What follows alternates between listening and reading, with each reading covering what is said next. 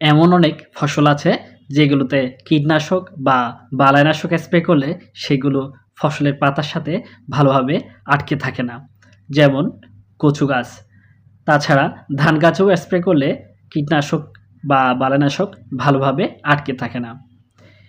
এই ধরনের সমস্যাটার জন্যই স্যামকো কোম্পানি এবং এসিআই কোম্পানি খুব ভালো দুটি প্রোডাক্ট নিয়ে আসছে। স্যামকো কোম্পানি নিয়ে আসছে বুস্ট-আপ নামে একটা প্রোডাক্ট এবং এসিআই কোম্পানি নিয়ে আসছে প্রমোটার প্লাস নামে একটি প্রোডাক্ট।